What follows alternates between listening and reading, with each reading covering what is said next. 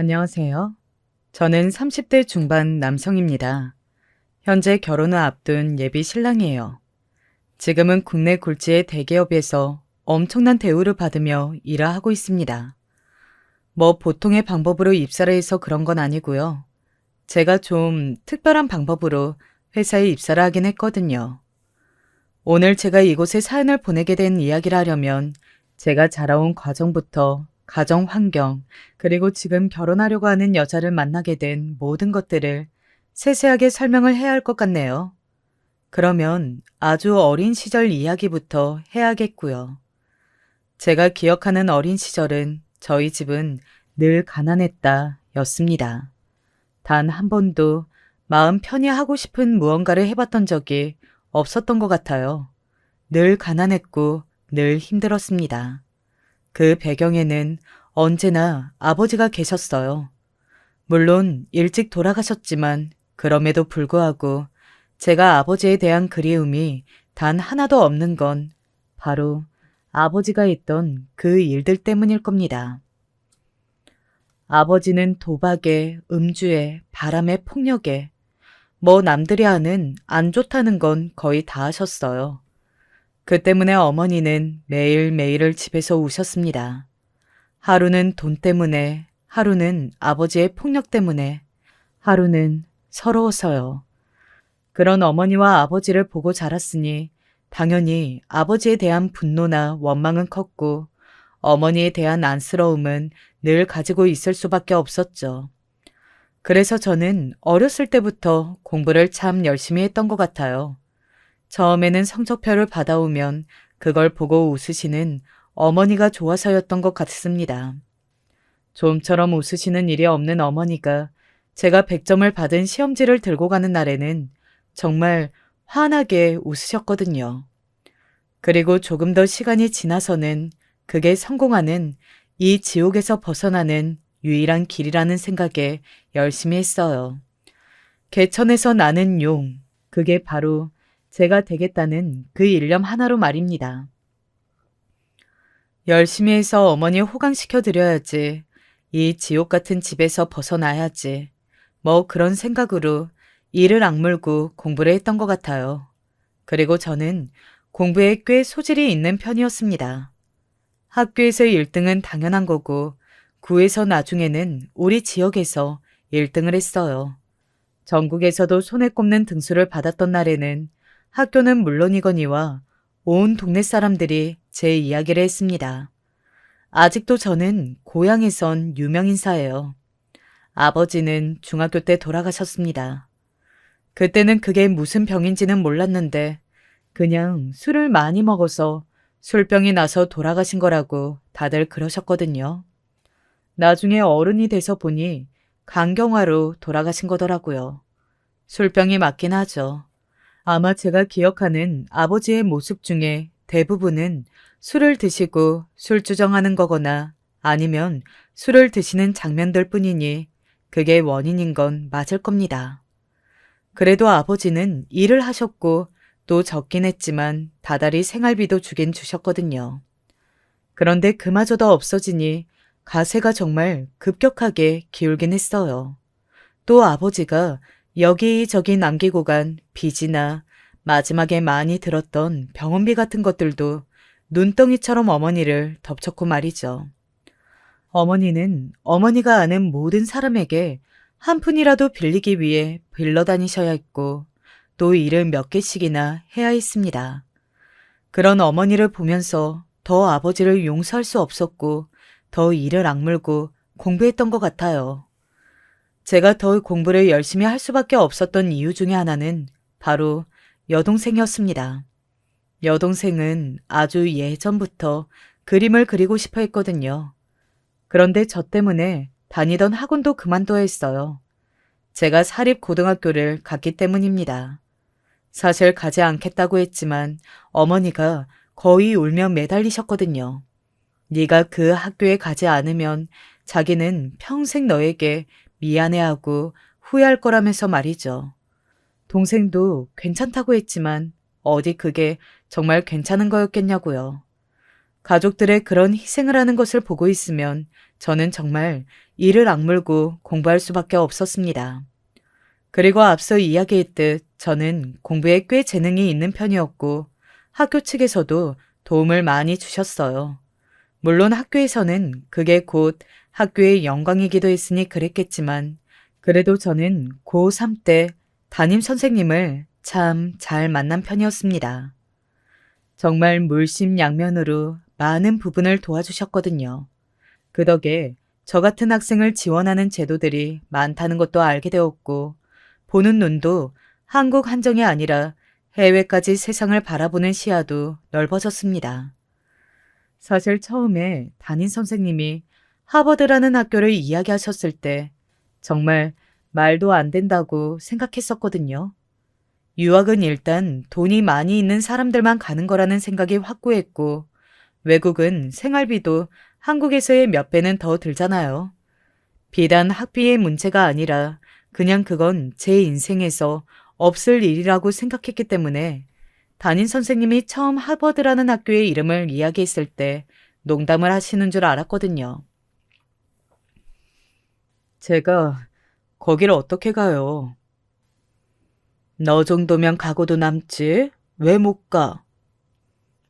단순히 성적이 문제가 아니라 거긴 학비도 비싸고 또 그 주변은 생활비도 엄청날 텐데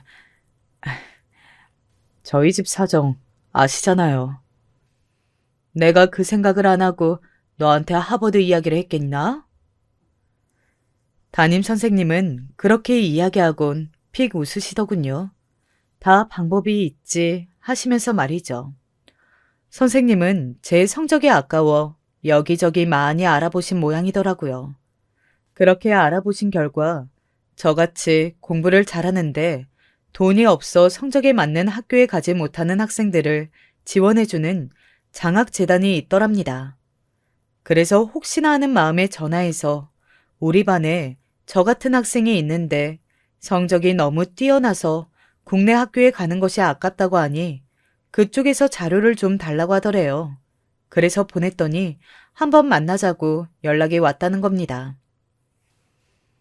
너만 생각이 있으면 나랑 같이 가서 한번 보자. 거긴 학비뿐 아니라 한 달에 고정 생활비 지원도 다 해주는 곳이야. 물론 나갈 때 비행기 값까지. 한 번도 생각해 본 적 없는 일이었는데 선생님의 이야기를 듣고 있으니 가슴이 뛰더라고요. 외국 생활은 제 주제에 감히 꿈꿔본 적도 없는 일이었습니다. 어머님께 말씀드려보고 이야기해줘. 알았지? 그날 어머니께 바로 말씀드렸어요. 지금의 저라면 혹시나 그래도 부담이 되지 않을까 몇 번은 고민하고 이야기했을 텐데 그때는 어른스럽다는 이야기를 그렇게 들었어도 아직 어린애긴 했었거든요. 그래서 들뜨고 신나는 마음에 바로 이야기했습니다. 물론 어머니는 너무 좋아하셨어요. 담임 선생님이 은인이라며 눈물을 흘리실 정도였으니 말입니다. 그렇게 저는 하버드로 가게 되었습니다. 성적은 충분했어요. 하버드를 진학하는 학생을 배출한다는 것은 학교로서도 상당히 도움이 되는 일이었기 때문에 학교에서도 물심양면으로 저를 도와주셨고 말입니다. 지금 와서 생각해보면 참 여러모로 운이 좋았던 것 같아요. 왜 풀리려면 어떻게든 다 풀릴 때가 있잖아요. 그런 시기였던 것 같습니다. 학교에 다니는 동안 정말 즐거운 일뿐이었습니다. 저희 할아버지께서 유공자였던 덕에 저는 군대도 3개월만 다녀오면 됐었거든요. 그래서 휴학도 한 학기만 하고 학교를 빨리 졸업할 수 있었습니다. 그리고 바로 취직도 됐어요. 학교에서 그야말로 공부만 했던 탓에 성적도 상당히 좋았고 무엇보다 학교의 간판이 크긴 컸습니다. 그렇게 제 인생은 탄탄대로를 달리는 듯 했어요. 여러 곳에서 제안이 있었지만 월급을 가장 많이 주는 회사로 취직했습니다. 얼른 가족들을 호강시켜주고 싶은 마음이 컸거든요. 그리고 돈을 벌자마자 동생에게 미술 학원에 다니라고 했어요. 제가 학원비를 해주겠다고 말이죠. 말만이라도 고마워. 그런 게 인제 와서 시작하기엔 늦은 것 같아. 그런 게 어딨어. 꿈의 나이 같은 건 없어. 이제라도 다시 그림 시작해. 그리고 학교도 다시 알아보자. 응? 고등학교를 졸업 후 대학도 가지 않고 이것저것 아르바이트 중이었던 동생이 마음에 너무 걸렸었거든요. 그렇게 얼마간 동생을 설득해 학원을 보냈습니다. 동생은 정말 열심히 했어요. 저희 남매의 가장 큰 장점이었습니다. 뭐든 하면 끝을 보는 것 말입니다. 원래 재능도 있었던 동생은 그림 실력이 하루가 다르게 늘었어요. 공부에 손을 빨리 떼었던 탓이 정말 좋은 대학은 갈 수 없었지만 그래도 서울의 4년제 대학에 미대에 들어갔습니다. 그리고 지금은 미술학원을 운영 중이에요. 성격도 좋고 또 실력도 좋고 무엇보다 사업 수완이 괜찮아서 지금은 굉장히 그 학원의 규모가 커졌습니다. 저도 동생도 굉장히 성공한 삶을 살고 있는 거죠. 남들이 보면 정말 그야말로 개천에서 용이 난 겁니다. 그리고 어머니도 월급을 열심히 모아서 대출까지 받아 이사를 보내드렸어요.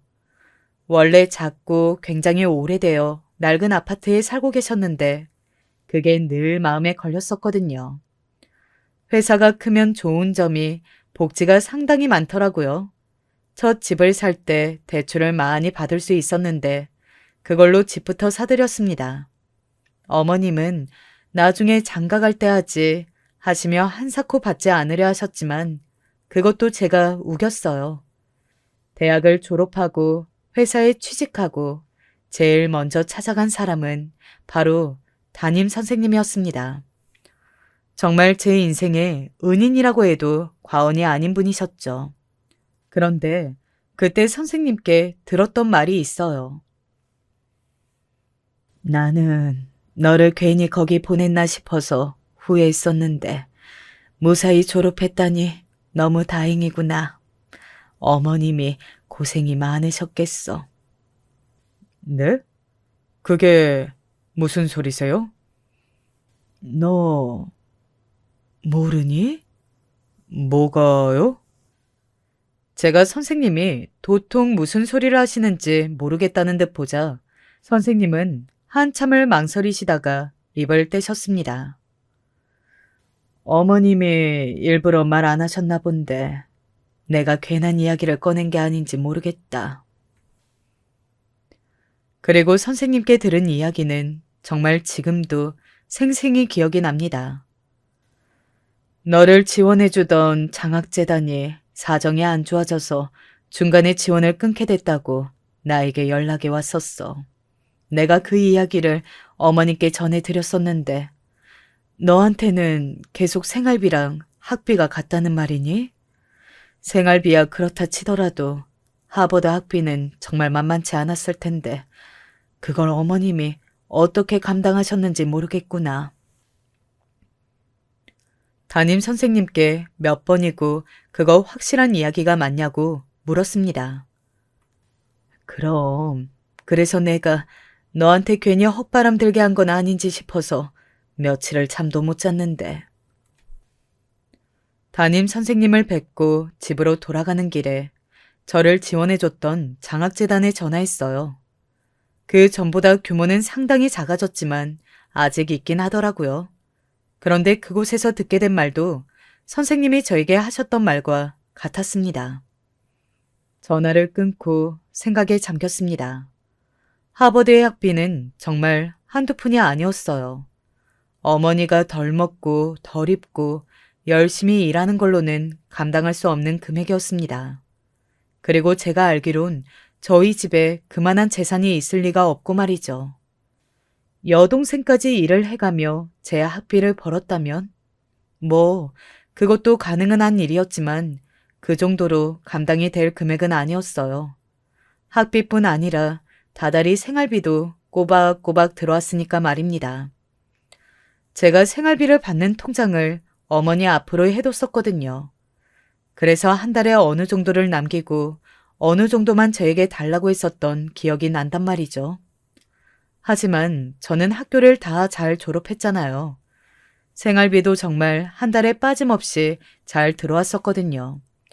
물론 저는 하버드에서도 성적이 좋아서 신청만 하면 장학금을 받을 수 있긴 했지만 그마저도 전액은 아니었고 또 학비가 나오니까 굳이 신청하지 않았었단 말이죠.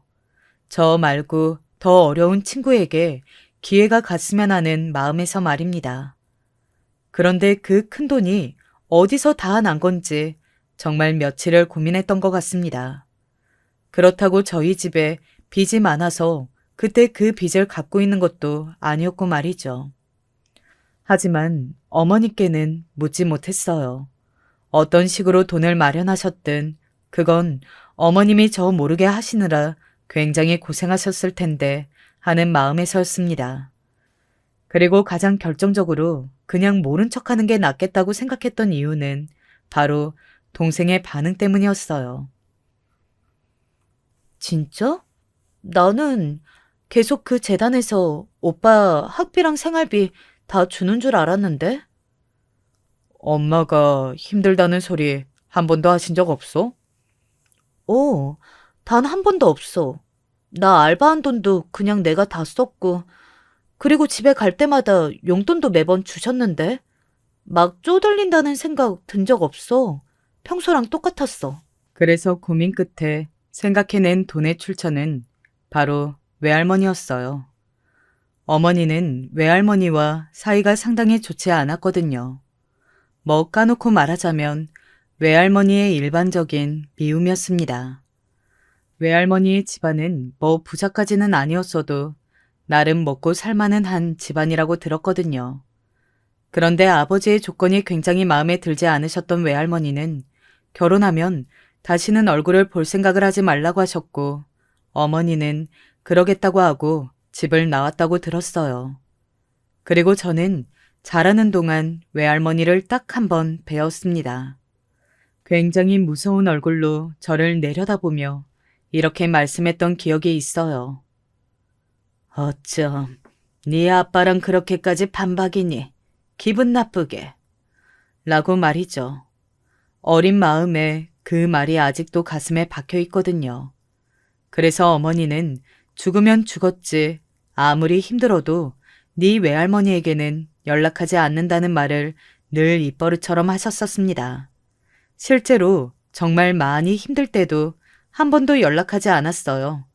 도와주지는 않으면서 겉봐라 내 말 안 들으니 네 인생이 그렇게 망했지 라는 말만 늘어놓을 게 뻔하다고 말이죠. 그런데 아무리 생각해도 저희 집안에 돈이 나올 만한 구석은 그곳밖에 없었습니다. 그 말인 즉슨 어머니가 그동안 지켜왔던 것들을 다 내다버리고 외할머니에게 싫은 소리를 하러 간 거잖아요. 그랬을 어머니의 심정을 생각하니 도저히 아는 척을 할 수가 없었어요. 그래서 그냥 모르는 척 저는 끝까지 재단의 도움으로 학교를 졸업한 걸로 알고 있는 척을 했습니다. 제가 그렇게 결론을 내린 날 어머니를 찾아갔었습니다. 맛있는 것을 사드리고 용돈까지 드리고 나서는 어머님께 감사하다고 이야기하고 꼭 안아드렸어요. 내가 뭘 한 게 있다고. 어머니가 고생은 다 하셨는데요, 뭐. 아니다. 다 네가 잘나서 그런 거지. 그리고 하하 웃는 어머니를 보면서 눈물을 삼켰던 기억이 있습니다. 여기까지만 놓고 보더라도 저희 가족들 사이가 특히 저와 어머니의 사이가 얼마나 각별한지는 대충 아실 수 있을 것 같습니다. 그렇게 저는 어머니께 부채의식을 아는 채 정말 열심히 일을 했습니다. 그래서 어느 정도 여유가 되었을 때 제일 먼저 한 일이 대출을 받아 어머니를 이사시켜드리는 일이었고 말입니다. 물론 그걸로 그동안 받아온 것들을 다 갚을 수 있다고 생각하진 않았지만요. 이제 결혼해야지. 괜찮은 여자가 나타나면요. 너 중매서라는 사람이 얼마나 많은지 몰라? 저는 그렇게 결혼하고 싶지는 않아서요. 그럼 여자를 얼른 하나 만나. 너가 그러고 있으니까 주위에서 더 얼른 결혼 안 하냐 중매서겠다 난리잖아. 잘 찾아볼게요. 그리고 소개받는 것도 한번 잘 생각해보고. 중매라는 게 말이 그래서 그렇지 조건 괜찮고 자만 아가씨들 만나기엔 그만한 게 없어. 그리고 조건도 생각해야 하는 게 네 아버지 봐라. 내가 그런 거 생각 안 하고 그저 마음에만 끌려서 결혼하니 그 꼴이 난 거잖니. 어머니는 그렇게 결혼한 자신의 과거를 엄청나게 후회하고 계셨기 때문에 조건 좋고 참한 여자와 결혼하기를 바라셨어요. 뭐 그런 어머니의 마음을 이해하지 못한 건 아니었습니다. 그래도 중매로 만나서 결혼하는 것에 대한 거부감이 좀 있었던지라 자일피일 거절을 하고 있던 상황이었어요. 그러다 30이 넘어가자 어머니는 더 이상 미룰 수 없다는 듯이 재촉하셨고 저도 진짜 선을 봐야 하나 고민을 하고 있었습니다. 그러던 중에 지금 여자친구를 만나게 되었던 것 같아요. 정말 운명처럼 말이죠. 너 주말에 뭐 하냐? 나? 어머님 집에 다녀올까 하는데? 너는 뭘 그렇게 어머님 집에 자주 가냐? 그러지 말고 나랑 봉사활동이나 가자. 봉사? 네가 무슨 봉사야? 실은 나도 여자친구한테 끌려서 가는 건데 한 사람이라도 더 데려오래. 그래야 일이 줄어든다고. 나 좀 도와줘라. 응? 원래 늘 그런 봉사활동에 대한 마음은 있었는데 어떻게 시작해야 하는지 몰라서 하지 못하고 있었거든요. 그래서 이번 기회에 잘 됐다 하는 마음에 친구의 제안은 기꺼이 받아들였습니다. 그렇게 가게 된 곳은 바로 고아원이었어요. 청소하고 빨래하고 묵혀뒀던 짐들을 나르는 생각보다 일이 고되다는 생각을 하면서 일을 하고 있을 때였습니다. 그거 거기 두시면 안 되는데? 제가 들고 나르던 짐을 보고 누군가가 그렇게 이야기했어요. 소리가 나는 쪽으로 고개를 돌렸습니다. 그러고는 들고 있던 짐을 떨어뜨릴 뻔했어요. 그거 2층 첫 번째 방에 두셔야 해요. 첫눈에 반한다는 게 이런 거구나 하는 생각이 들었습니다. 정말 말 그대로 저는 첫눈에 반했어요.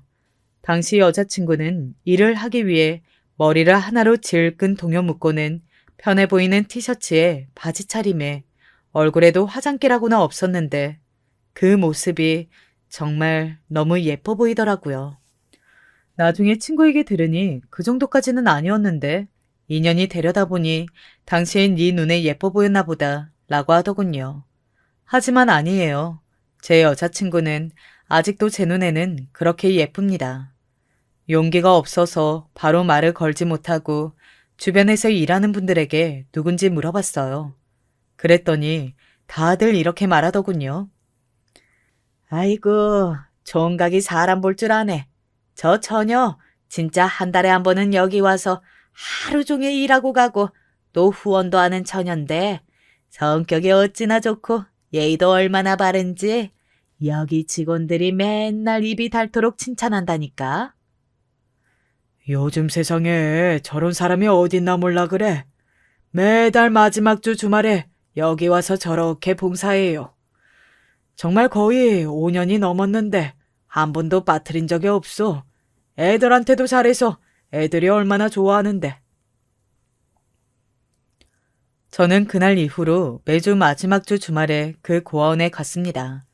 봉사하겠다는 마음도 마음이었지만 그녀에게 말이라도 걸어보고 싶은 마음이 더 컸거든요. 나중에 들으니 여자친구는 정말 하나도 몰랐다고 하더라고요. 그냥 바른 청년이구나 하고 생각했대요. 그렇게 거의 6개월쯤 다녔을까? 여자친구가 처음으로 말을 걸어왔습니다. 별 말은 아니었어요. 그냥 식사 시간이니 식사를 하라는 말이었습니다. 같이 드실래요? 다 같이 급식처럼 먹는 식사 시간이었는데 제가 대뜸 그렇게 말해버린 겁니다. 여자친구는 정말 놀라서 눈을 동그랗게 뜨더니 웃으면서 이야기하더군요. 그럼 그러죠 뭐. 여자친구는 그날 제가 참 귀여웠다고 하더라고요. 얼굴이 시뻘개져서 같이 먹자고 하는 모습이 누가 봐도 자기를 좋아하고 있구나 싶었대요. 사실 그 전까지는 관심 없었는데 그날 이후로 자기를 살펴보기 시작했지. 내가 그날 밥 같이 먹자고 하길 잘했네. 어설프긴 해도 애들한테 잘하고 또 진심으로 대하고 열심히 하는 거 보고 요즘 보기 드문 좋은 청년이구나 싶었어. 그렇게 몇 번을 더 고아원에서 만났고 제가 먼저 물었습니다. 언제 한번 밖에서 식사 같이 하실래요? 약속 따로 잡아서요. 그렇게 저희의 연애가 시작됐어요. 정말 행복했습니다. 물론 의외의 사실들도 있었어요. 저는 여자친구가 무조건 저보다 어릴 거라고 생각했거든요. 심지어는 차이가 꽤 나지 않을까 걱정도 했었습니다. 그런데 저보다 연상이었어요. 그것도 4살이나요. 저는 아무런 상관이 없었는데 여자친구는 조금 부담스러워하는 것 같긴 하더라고요. 그러면서 우스갯소리로 연하 남친 만나려면 피부 관리도 더 열심히 해야겠다는 말을 농담처럼 하기도 했고 말입니다. 그런데 겉으로 보기에는 제가 더 늙어 보이긴 하거든요. 그리고 한 가지 더 의외였던 점은 고등학교밖에 나오지 않았다는 점이었어요. 이건 조금 많이 놀라긴 했습니다. 싫어서나 거부감이 있어서가 아니라 저와 대화를 나눌 때는 정말 대화가 잘 된다고 생각했었거든요. 그래서 막연히 고학력자이겠거니 생각했던 것 같아요. 처음 제 학력에 대해 여자친구가 들었을 때 다시 한번 부담스러워하는 듯 보여서 제가 말했습니다. 학력 같은 게 뭐가 중요해. 자기랑 나랑 대화 잘 되고 생각이 같고 그러면 되는 거지. 그리고 무엇보다 나는 자기를 사랑하는 거지 자기의 학력 같은 배경을 사랑하는 게 아닌데. 그렇게 이야기했고 그건 제 진심이었습니다. 하지만 여자친구는 여전히 조금 신경이 쓰이긴 하는 것 같더라고요. 아니, 그냥 학력도 아니고 하버드잖아. 하버드도 다 같은 대학이야. 그게 어떻게 다 같은 대학이야? 길 가는 사람 자꾸 물어봐. 하버드 졸업한 남자랑 고졸인 여자가 어울리는지. 남들 시선이 뭐가 중요해? 자기 같은 사람 만나게 될 줄 알았으면 나도 진작에 학교 그냥 가는 건데. 살아가는데 별 필요 없다고 생각해서 안 간 건데. 그걸 후회될 날이 올 줄은 몰랐네. 뭐 진지하게 한 이야기는 아니고 반은 농담처럼 이야기한 거지만 여자친구는 신경이 쓰이긴 하는 것 같더라고요. 뭐 반대의 입장이었어도 저도 아예 신경이 안 쓰이지는 않았을 것 같아서 그냥 앞으로 제가 그런 걸 덜 신경을 쓰도록 조금 더 노력하자고 생각했습니다. 그렇게 저희는 1년 정도를 연애했어요. 정말 좋았습니다. 다시는 이런 사람 만날 수 없을 거라는 아주 확실하고 확고한 생각이 들었어요. 그런 생각이 드니 결혼해야겠다는 마음이 들더군요. 이 사람 아니면 안 되겠다는 생각이 들 때쯤 여자친구에게 프로포즈했고 승낙받았습니다. 그리고 제가 연애를 하는 건 어머님도 알고 계셨거든요. 딱히 여자친구에 대해 상세하게 이야기하진 않았지만 그래도 연애를 하는 건 알고 계셨기 때문에 선을 보라는 이야기는 더 이상 하지 않으셨던 거고요. 여자친구와 결혼하기로 하고 프로포즈를 승낙받은 지 며칠 지나지 않아 어머님께 먼저 저 혼자 내려가 이야기했습니다. 그런데 어머님의 반응이 너무 제 예상과는 달랐어요. 반대를 하시는 겁니다. 안 된다. 연상이라니. 게다가 고졸이라니. 어머니, 그런 이유로 반대를 하신다고요? 그런 이유라니. 그게 얼마나 중요한 건데. 요즘같이 다들 대학 나오는 시대에 대학을 나오지 못한 건 그만한 사정이 있다는 말이고 나는 그만한 사정이 있는 사람들 싫다. 연상인 건 뭐 그렇다 치더라도 그건 안 돼. 어머님이 너무 확고하게 그렇게 말씀하신 겁니다. 저는 어머님의 말씀이라면 무조건 다 듣는 효자였어요. 하지만 그 부분에 있어서만큼은 양보하고 싶지 않았습니다. 아니, 양보할 수 없었어요. 저는 여자친구를 너무 사랑했거든요. 저는 이 사람 아니면 결혼 안 할 거예요. 어머님은 그 말에 충격을 받으신 듯 했어요. 자신의 말이라면 죽는 신용도 했던 효자 아들이 처음으로 자신의 말을 듣지 않겠다 선언한 거니까 말입니다. 그것도 여자 문제로요. 그래도 나는 안 된다. 절대 안 된다. 고졸이라니. 걔도 정말 양심이 없다. 네가 그 좋은 학교 나온 건 알고 있니? 제가 좋은 학교 나온 거랑 그게 대체 무슨 상관인데요? 왜 상관이 없어? 저와 어머니는 정말 한 발도 물러서지 않고 대치했어요. 그날은 아무런 해결책을 찾지 못하고 집으로 돌아왔습니다. 그러고 나서 우리 어머님께 언제 인사를 가면 좋겠냐고 묻는 여자친구에게 아무런 말을 하지 못했습니다.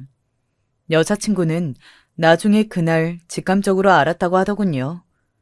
제가 어머님께 자신의 이야기를 했고 반응이 썩 좋지 않았다는 사실을 말입니다. 저와 어머니가 그렇게 대치하고 있을 때 이걸 해결해준 의외의 인물은 바로 제 여동생이었습니다. 여동생이 집을 내려갔다가 어머니가 알아 누워 계시자 무슨 일이냐고 물었고 제가 고졸인 여자와 결혼하겠다고 했다고 말씀하셨다고 하더라고요. 여동생도 자신의 편을 들어줄 거라 생각하고 그 이야기를 하신 것 같더라고 말이죠. 하지만 여동생은 어머니에게 분노했습니다. 엄마 딸도 오빠 아니었으면 고졸이었어. 몰라? 너랑 이건 상황이 다르지. 뭐가 달라? 그리고 오빠 여자친구 사연 엄마가 들어봤어? 엄마는 자기 딸이 고졸로 세상을 힘들게 살아가던 시절을 옆에서 다 봐놓고 어떻게 그런 이유로 오빠 결혼을 반대할 수가 있어?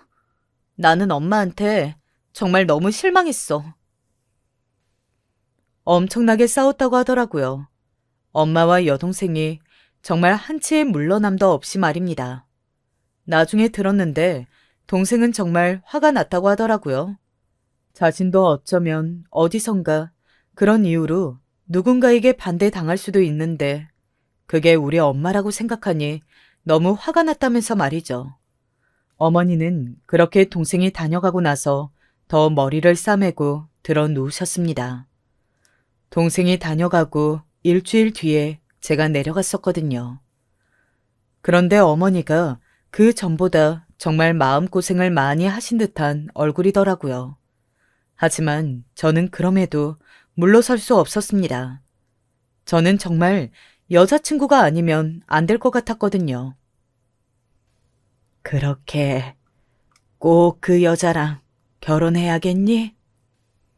저는 그 여자 아니면 정말 결혼 못할 것 같아요. 이런 마음으로 어느 사람이랑 결혼해요. 평생 그 여자만 생각할 텐데. 제 말에 어머니는 땅이 꺼져라 긴 한숨을 내뱉으셨습니다. 그러고는 체념한 듯한 얼굴로 저에게 이야기하셨어요. 그럼 얼굴이나 보자. 한번 데리고 와라. 하고 말이죠. 그리고 저는 바로 서울로 올라가 어머니와 식사를 하자고 나를 잡자고 이야기했습니다. 여자친구가 어딘가 다행이라는 얼굴로 한숨을 푹 쉬던 게 생각이 나네요. 나는 자기 어머니가 허락 안 하시면 어쩌나 했어. 섭섭하지 않아? 아니, 당연해. 나라도 이렇게 잘난 아들을 연상의 고졸인 여자랑 결혼시키고 싶지 않을 거야. 당연하지. 뭐가 당연해. 자기가 훨씬 대단하지. 이렇게 성공했는데.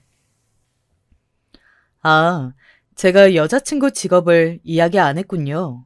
여자친구는 식당을 하고 있었어요.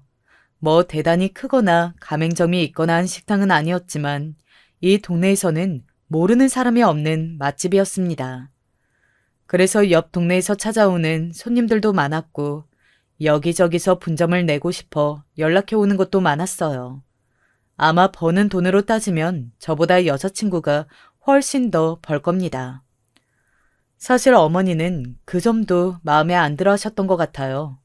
학벌은 저보다 한참 낮은데 저보다 돈을 잘 번다는 이유로 남편을 무시하거나 하면 어떡하나 하는 쓸데없는 걱정들을 하셨거든요. 물론 그게 어머님의 사랑이라는 건 알지만 말입니다. 여자친구는 뭘 준비할지 모르겠다며 과일과 고기 그리고 자신의 가게에서 파는 음식들을 잔뜩 챙겼습니다.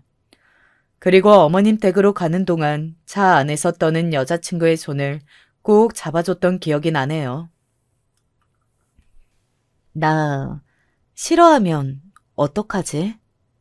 자기를 보면 싫어할 수도 없어. 이렇게 좋은 사람인데? 그래도 그렇다 하더라도 나는 자기랑 무조건 결혼할 거야. 그러니까 자기도 무조건 포기하면 안 돼? 알았지? 그렇게 이야기하며 서로를 다잡았습니다. 그리고 어머님 댁 앞에 도착했어요. 숨을 가다듬고 배를 눌렀습니다. 그리고 현관문이 열렸어요. 저희 두 사람을 반겨준 건 어머니가 아니라 동생이었습니다. 오빠 왔어? 안녕하세요. 저는 이분의 동생 신윤미라고 합니다. 네. 안녕하세요. 저는 이은정이라고 합니다. 두 사람의 어색한 듯 반가운 인사가 이어졌어요. 나중에 들어보니 동생은 혹시나 엄마가 안 좋은 말이나 행동할까봐 걱정돼서 내려온 거라고 하더라고요. 학원 일이 바쁠 텐데 정말 고맙다고 생각했습니다. 그리고 집 안으로 들어갔어요. 어머니가 음식을 하신 듯 집안에 맛있는 냄새가 가득했습니다. 그리고 부엌에서 어머니가 나오셨어요. 어머니는 그렇게 인사를 하며 여자친구의 얼굴을 봤습니다. 그리고는 그 자리에서 굳으셨어요. 그건 여자친구도 마찬가지였습니다. 어머니와 여자친구 두 사람은 서로의 얼굴을 확인하고는 인사를 하다 말고 멈췄어요. 두 사람 왜 그래요? 뭐 아는 사람이에요? 놀라서 이게 무슨 일인지 파악하는 저와 그걸 물어보는 동생의 말은 두 사람의 귀에 제대로 들리지도 않는 듯 했어요. 그러고는 어머니가 큰 소리로 말했습니다. 아이고, 사장님. 사장님? 이라는 의문이 머릿속에 뜬 채 시선을 바로 여자친구에게 돌렸어요. 여자친구도 마찬가지로 큰 소리로 어머니를 향해 말했습니다. 박씨 아주머니. 두 사람은 확실히 아는 사이가 맞았어요.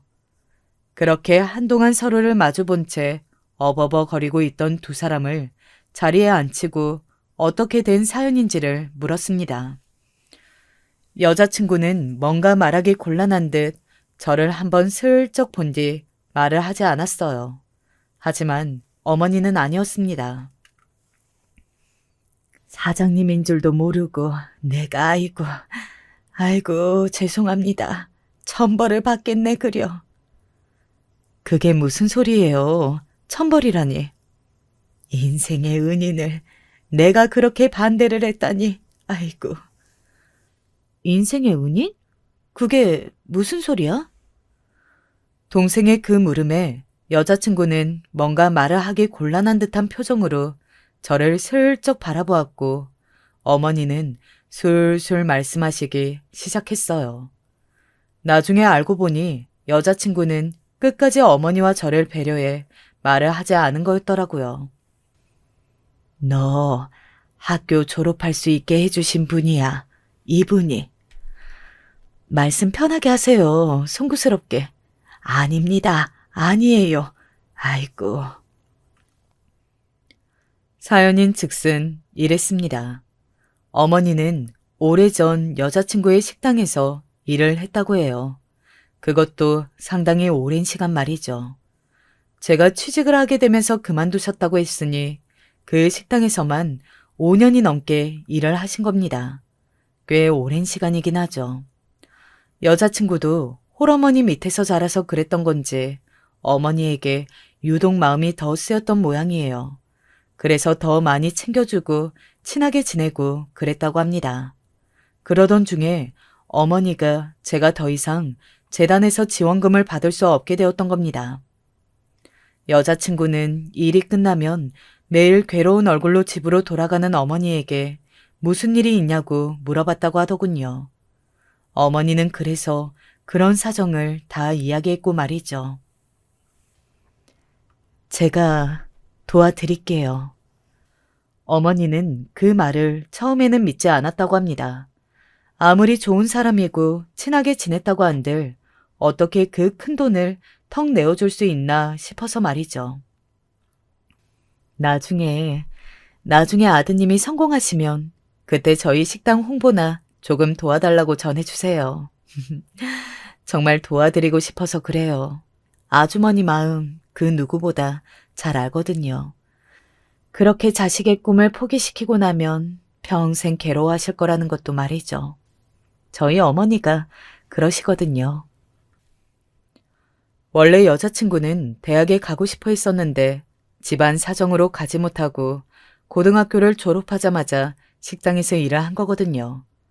고조를 써주는 곳이 많지 않아서 식당이나 카페, 편의점 같은 곳들에서만 일을 했었다는 것도 들은 적이 있습니다.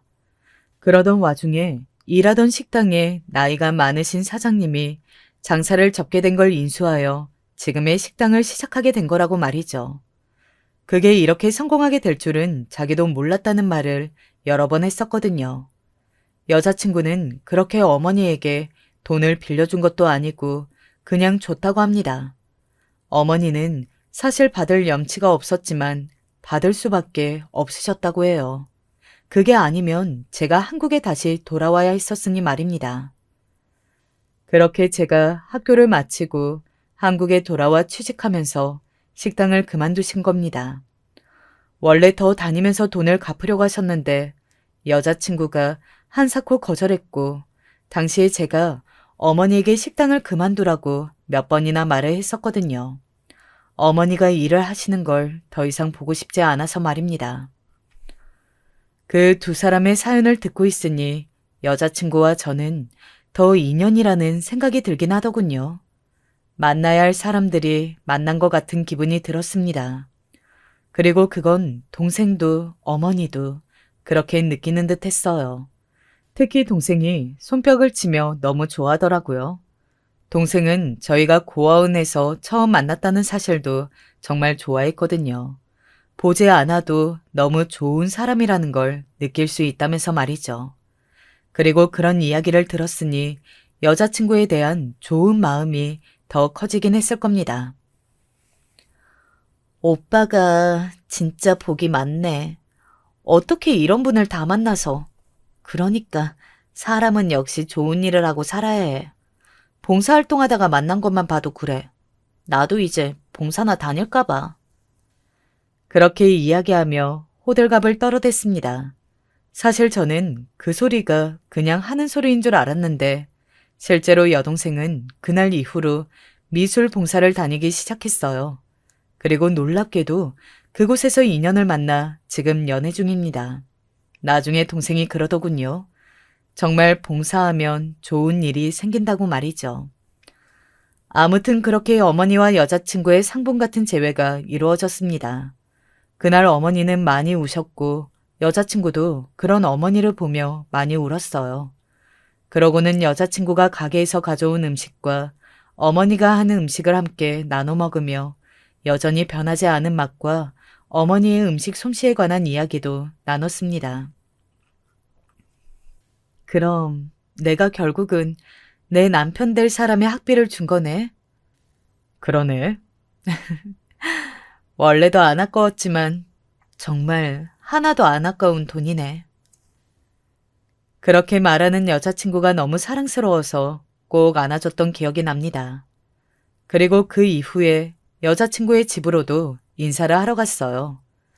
여자친구가 굳이 그 이야기는 하지 않는 게 좋을 것 같다고 해 먼저 이야기를 꺼내지는 않았습니다. 여자친구는 아마 제가 혹시나 조금이라도 무시당하거나 안 좋은 소리를 듣게 될까봐 말하지 말라고 했던 것 같아요. 저는 아무래도 괜찮았는데 말입니다. 아이고, 이런 기이한 사이를 얻게 될 거라고는 꿈에도 생각을 못했네. 나이도 어린데 하버드? 내 하버드는 텔레비전에서만 들어봤지. 거기 나왔다는 사람은 생전 처음 보내 그려. 저는 정말 귀한 사위 대접을 받으며 단번에 허락받았어요. 그러고 나니 미안한 마음이 들긴 하더군요. 어머니는 물론 모르셨다고 하지만 그래도 반대하셨고 여자친구가 그로 인해 마음고생을 한 걸 알고 있으니까요. 그 이야기 그냥 하는 게 좋지 않을까? 자기가 더 대단한 일을 했다는 걸 아시면. 우리 엄마 내가 여기저기 퍼준다고 안 그래도 엄청 뭐라고 하셔. 그리고 나는 자기가 귀한 사위로 대접받는 걸 보는 게 더 좋아. 그러니까 이야기하지 마. 라고 말하더군요. 정말 너무 좋은 여자죠. 제가 복이 참 많습니다. 저희의 결혼은 너무나 순조롭게 진행되었습니다. 아, 제가 여태 여자친구라고 했죠. 아직 아내라는 명칭이 익숙해지지 않아서 자꾸 그렇게 이야기하네요. 이제는 제 아내가 맞습니다. 혼수도 예단도 아무것도 하지 않았어요. 서로의 집안에서 다 상대가 최고의 혼수고 예단이다 라는 말을 했으니까 말입니다. 다들 반기고 축복하는 결혼인 거죠. 사실 저는 결혼식을 최대한 크고 성대하게 하고 싶었거든요. 여자친구를 위해서 말입니다. 평생 한 번 있는 결혼식인데 최대한 크고 화려하고 아름다운 결혼식을 만들어주고 싶은 마음이 컸습니다. 하지만 여자친구는 단호하게 거절했습니다. 그리고 이렇게 말했어요. 결혼식 비용으로 생각했던 돈, 우리 처음 만났던 그 고아원에 기부할 거야. 나는 그렇게 결정했으니까 다시 그 이야기 하지 마. 라고 말이죠. 사실 그때도 지금도 저는 천사와 결혼한 게 아닌지 하는 생각을 하곤 합니다. 이런 이야기를 하면 언니가 좋은 사람인 건 맞지만 오빠도 유난이라며 동생에게 한 소리를 듣고 또 어디 가서 그런 말 하지 말라고 아내는 부끄러워하지만 말입니다. 그렇게 아내의 말처럼 저희는 결혼식을 작게 치르고 원래 생각했던 결혼식 남은 결혼 비용을 우리가 처음 만났던 곳에 기부를 했습니다. 저희의 그런 소식과 결혼을 알게 된 그곳의 모든 식구들이 편지를 써서 줬는데 그 편지를 읽으며 아내도 저도 얼마나 울었는지 몰라요. 앞으로 더 좋은 일을 많이 해야겠다고 착하게 살아야겠다고 둘이서 손잡고 다짐했던 게 생각이 납니다. 이야기를 하다 보니 결혼식 관련한 에피소드가 하나 생각이 나네요. 제 회사 동료들 며칠 초대했었습니다. 원래 회사 사람들이랑 그다지 친하게 지내는 편도 아니고 좋아하지도 않았거든요. 저희 회사 사람들이 다들 흔히들 이야기하는 금수저에 자기 잘난 맛에 사는 고학력자들이라 흔히 말하는 되게 재수없는 타입들이 많아요. 제가 그 회사에서도 가장, 아니 유일하게 집안에 별 볼 일 없었고 말입니다. 그래서 그런지 은연중에 저를 무시하는 사람들이 꽤 있었거든요. 그 결혼식에서도 마찬가지였습니다. 나는 이런 결혼식장 처음 와봐요. 되게 새로운 경험이다. 그러니까요. 맨날 휘황찬란한 호텔 결혼식만 다니다가 이런 것도 나름대로 분위기가 있네요. 소박하고. 언뜻 들으면 칭찬인 것 같았지만 사실은 상당히 사람을 깔보고 무시하는 듯한 말. 여러 번 당해왔었기 때문에 속으로 무시했었는데 식사 시간에 인사를 하러 다니는 자리에서도 그런 말을 하는 바람에 아내가 들었습니다. 다들 와줘서 감사합니다. 저희가 이런 결혼식장 처음 와봐서 너무 새로운 경험이라 좋더라고요. 그러니까요. 이런 소박한 분위기도 좋네요. 말만 들으면 별 문제가 없지만 은연중에 사람을 무시하는 그 태도를 분명 아내도 느꼈을 겁니다. 아내는 장사를 오래 해서 그런지 눈치가 참 빨랐거든요. 원래 더 큰 곳에서 하자고 이 사람이 그랬는데 저희가 봉사활동을 하다가 만났거든요. 그 돈으로 기부하기로 했어요. 다 허례허식인데 쓸데없는데 돈 쓰면 뭐해요? 의미 있는 곳에 써야지. 아마 아내의 말에 박힌 뼈를 알아챘을 겁니다. 그러니 어색하게 웃은 거겠죠. 아내는 말을 덧붙였어요. 다음에 저희 식당에 한번 오세요. 제가 회식비 안 받을게요. 아, 맞다. 식당 하신댔지. 저희 다음에 꼭 갈게요. 진짜로. 아마 그들은 아내의 식당이 그 정도로 클 줄 모르고 와서 또 제 속을 긁으려 했을 겁니다. 하지만 진짜 회식 날짜를 잡고 아내의 식당에 온 날 팀원들 모두가 입을 떡 하고 벌어졌어요. 그 규모가 상상 이상이었을 겁니다. 아이고, 이 정도면 재벌 아니야? 그동안 왜 말 안 했어? 아하, 제 식당도 아닌데요. 아내가 하는 거지. 팀장의 말에 저를 늘 깔보는 듯 말했던 동료 직원 둘이 입을 삐죽이더군요. 아내분이 상당히 재력가시겠는데. 모르긴 몰라도 제 10배는 더 벌걸요. 제가 모시고 살아야죠. 저는 그 말에 입이 떡 벌어진 동료들은 끝까지 아무 말을 못했습니다. 자신들이 그렇게 자랑하던 돈이 제 아내에게 훨씬 더 많다는 것을 알았으니 말입니다. 정말 돈 한 푼 받지 않고 풀코스로 회식을 대접한 덕에 저는 회사에서 장가 잘 가기로 유명한 사원이 되었고 그 덕에 더 이상 저를 무시하는 사람들도 없게 됐어요. 뭐 이건 여담이지만 재밌는 이야기라 이렇게 써봅니다. 아내와 저는 잘 살고 있습니다. 아내가 나이가 있어서 임신하지 못할까봐 본인이 엄청나게 걱정을 했었거든요. 워낙 아이를 좋아하는 사람이라 더 그랬습니다. 저는 아이가 없어도 괜찮다고 했지만 아내는 그렇지 않은 모양이더라고요. 하지만 그런 걱정이 무색하게 결혼한 지 얼마 지나지 않아 바로 아이가 생겼어요. 온 집안의 경사였습니다. 저희 어머니도 장모님도 말은 안 하셨지만 속으로는 조금 걱정을 하고 계셨던 모양이더라고요. 나 진짜 못 가질 줄 알았는데. 이게 다 당신이 착하고 바르게 살아와서 복을 받은 거야. 그 덕에 나도 이런 행복을 누리네. 산부인과를 다녀와 초음파 사진을 본 날 울며 그렇게 이야기했었습니다. 아무래도 노산이라 임신 초기에는 조심을 하는 게 좋겠다는 의사 선생님의 말씀에 아내는 요즘은 식당을 나가지 않아요. 대신에 저희 어머니께서 나가서 가게를 봐주고 계십니다. 전에 5년 넘게 일했던 가게라 그 누구보다 잘 알고 계시거든요. 일이 어쩌다 보니 이렇게 됐지만 참 잘된 일이죠. 제 이야기는 여기서 끝입니다. 사람의 인연이 이렇게 될 수 있구나. 원래도 신기하다고 생각했는데 이렇게 사연을 쓰고 보니 더 신기하고 귀한 인연이라 여겨지네요. 아내에게 더 잘하면서 살아야겠어요. 저는 이제 그만 줄이겠습니다.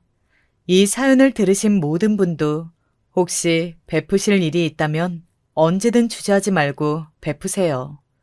혹시 아나요? 저처럼 이렇게 복이 굴러 들어올지 말입니다. 안녕하세요. 제가 원체 일복이 많은 건지 어딜 가나 많은 일들에 시달리며 생활하고 있네요. 특히 어린 자녀도 있다 보니까 애 키우랴, 어른들 챙기랴, 집안일 하랴, 맡은 일까지 하랴, 몸이 몇 개라도 부족할 지경인데요. 그런 와중에 가끔씩 머릿속 환기시킬 만한 거리로 이 톡톡 사연을 듣고 있어요. 읽어주시는 분 목소리가 너무 편해서 가끔 틀어놓고 잘 때도 있답니다. 아무튼 제 사연도 소개될 만한 내용일지 모르겠지만 한번 설레는 마음으로 한자 두자 적어보게 되었어요.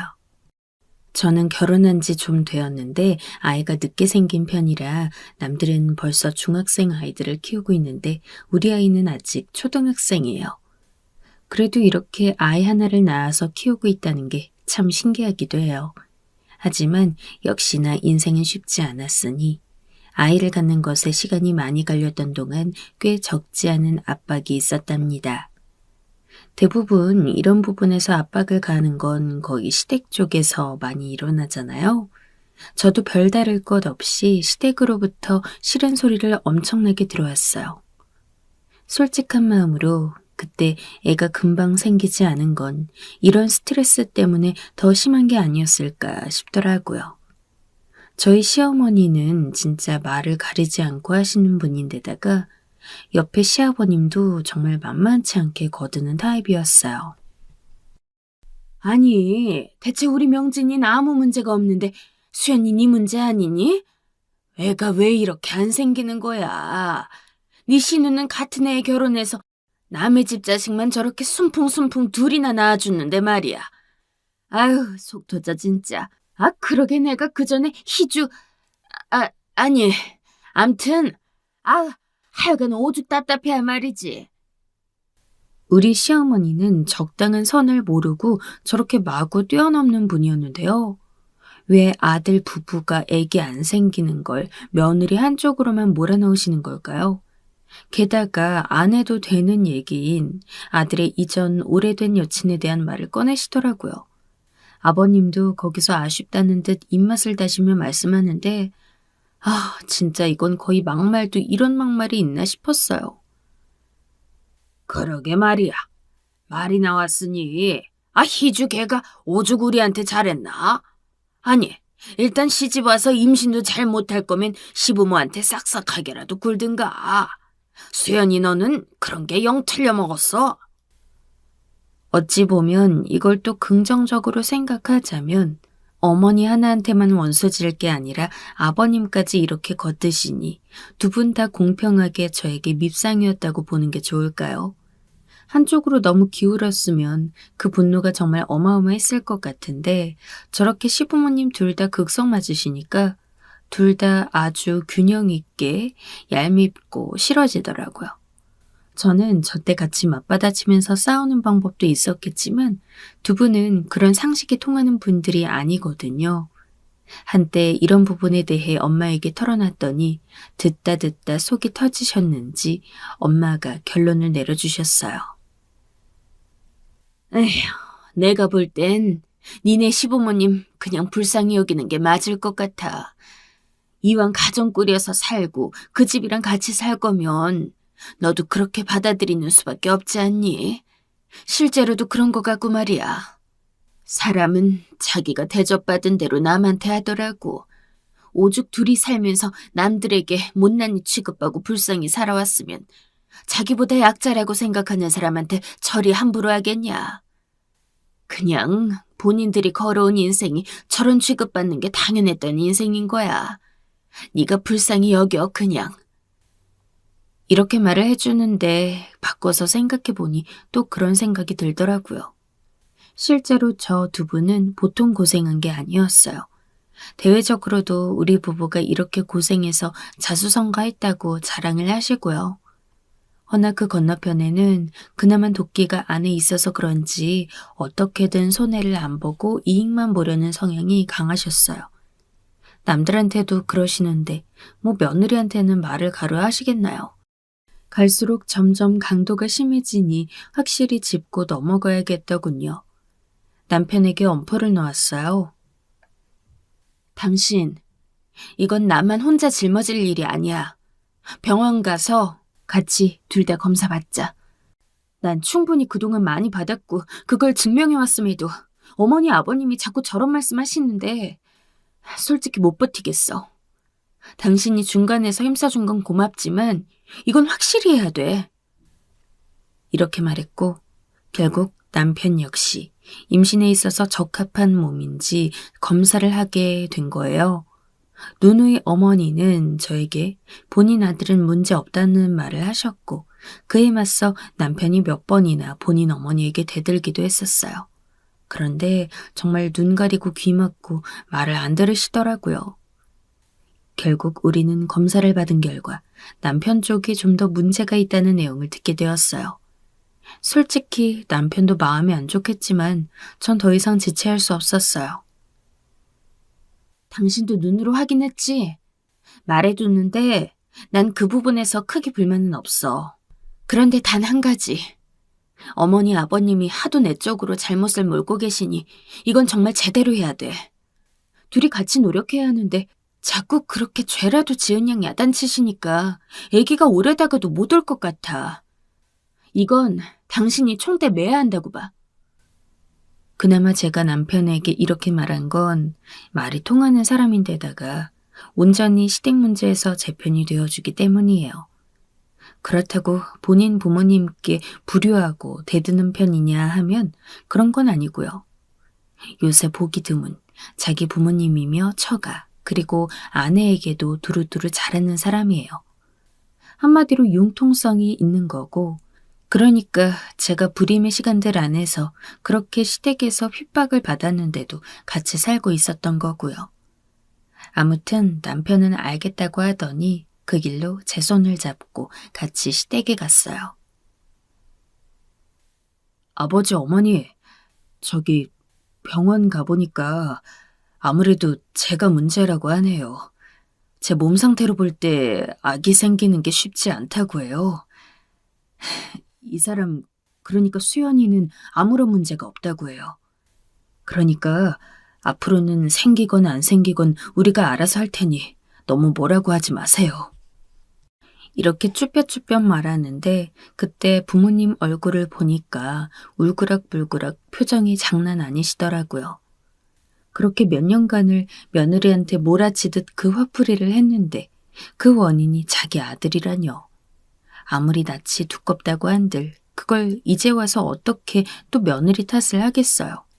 그런데 그런 와중에 어머니는 끝끝내 자존심을 잃고 싶지 않으신지 한마디를 더 하는데 그때 남편이 와락 성질을 내버렸어요. 아니, 검사가 잘못된 거 아니냐? 애기 갖는 건 여자가 문제지 남자가 왜? 다시 한번 해봐. 수연이가 애기씨가 안 들어서는 거지 네가 왜 잘못이냐? 그런 말 하지 마. 이때 저도 신경이 곤두서려는 찰나에 남편이 날카롭게 반박하니 입을 다물게 되더라고요. 어머니가 의사예요? 우리 병원 2군데나 다녀봤고 전문 기관도 따로 갔어요. 나보곤 문제 없다고 하라면서 어머니는 왜 그렇게 남의 집 자식한테 그런 말을 막 해요. 장모님 장인어른이 내가 문제라는 거 알고 그렇게 말하시면 어머니 좋겠어요? 그리고 처가 어른들은 나한테 절대 이름으로 안 부르셔. 꼬박꼬박 김서방이라고 하신다고. 아무튼 그렇게 하시고 우린 갈게요. 이 부분에서 저도 약간 마음이 약해진 게 평소 제가 뭐라고 할 때 늘 말없이 입 꾹 닫고 듣고 있던 남편이 저런 생각을 세심하게 했던 건가 싶더라고요. 제 대신 본인이 할 말을 막 시원하게 해버리니까 저도 더 쌓일 것은 없었어요. 어머니도 정작 처가에서는 본인 아들을 제대로 대접한다고 하니까 차마 더 뭐라고 말이 안 나오셨던 것 같아요. 그 길로 우리는 집으로 오게 되었어요. 그렇게 해서 시험관을 시도한 지 1년 후, 솔직히 포기하고 싶어서 울었던 날도 몇 번 있었는데 그 와중에 아기가 생기게 된 거 있죠. 이때 너무 신나서 남편과 둘이서 얼싸안고 또 울고 둘이서 파티도 하고 난리도 아니었어요. 그런데 그때 남편이 갑작스레 입단속을 하더라고요. 수연아, 우리 아기 안정될 때까지, 그러니까 몇 개월 지나서까지는 양가에 알리지 않는 게 어때? 어렵게 아기가 생긴 거라 어른들은 기분도 많겠지만 걱정과 염려도 많으실 것 같아. 우리도 차분하게 이 시간 같이 보내는 게 좋을 것 같고 말이야. 생각해보니 남편 말이 맞는 것 같아서 알리지 않았고 중간중간 무슨 검사를 하는 동안도 우리끼리 마음을 졸여가면서 지나갔지 어른들께는 비밀로 했어요. 그러다가 안정기를 한참 넘어서서 말씀을 드렸고 진짜 양가 반응이 너무 다르더라고요. 어머니는 곧 죽어도 잘된 건 다 자기 아들 덕이라고 하시더군요. 건망증이 있으신 건지 본인이 한 말도 기억을 못 하시더라고요. 그러게 내가 뭘 했어. 네 잘못 아니라니까. 이렇게 생길 거를 뭘 그렇게 가슴 졸여가면서 누가 문제니 네가 문제니 따질 게 뭐가 있냐. 아유, 속 시원해라. 누구 몸이 문제라고 주구장창 몇 년을 괴롭히시던 게 누군데 그런 건 까맣게 잊어버리셨더라고요. 우리 친정은 임신 소식을 알고 엄마 아빠 두 분도 우시면서 절 안아주셨고 아무튼 그렇게 시간이 흘러 아기를 낳게 되었어요. 눈이 똘망똘망한 남자아이를 낳았고 또 막상 아들을 낳아 그런지 몰라도 어머니의 태도가 완전 달라지신 거 있죠? 하여간 명희 걔는 애들을 둘이나 낳았지만 죄다 딸 아냐. 명진이는 참 장하게도 아들을 이렇게 안겨주니 그게 진짜야. 남의 집 좋은 일 시켜봤자 뭔 의미가 있어? 우리 집 핏줄만 건사하면 되는 거지. 하여간 그런 말씀을 하고 계시니 신우가 나중에 집에 드나들면서 별것도 아닌 걸로 괜히 시비를 걸지 뭐예요? 어머, 새언니. 애기를 그렇게 덥게 키우면 어떡해요. 애 온몸에 알러지 나겠네. 내가 볼 땐 시험관으로 가진 애라서 안 그래도 허약할 텐데. 언니가 확실히 애 키우는 방법을 잘 모르네. 그런 팁 좀 진작 얻어서 배워두지. 그동안에 시험관 하느라고 거기에만 몰두했나 봐요. 뭐 하긴 처음부터 다 아는 엄마가 어디 있어. 하나하나 다 배우면서 성장하는 거지. 언니, 모르는 거 있으면 나한테 뭐 물어봐요. 이러면서 말하는데 은근 기분이 나쁜 거예요. 남편은 신경 쓰지 말라고 하지만 신우는 당시 자기네 집안 사정이 안 좋아서 그랬는지 몰라도 저한테 말을 매번 팅팅거리며 했어요. 그러다가 본격적으로 신우가 자기 부모님과 제대로 등지게 된 일이 있었는데요. 바로 언젠가의 명절날 다 같이 시댁에 모였는데 신우와 애들만 오고 신우 남편은 안 온 적이 있었어요. 그때 왜 그런가 했더니 글쎄 우리 시부모님과 사위간의 문제였더라고요. 신우는 그것 때문에 잔뜩 화가 나 있었고요.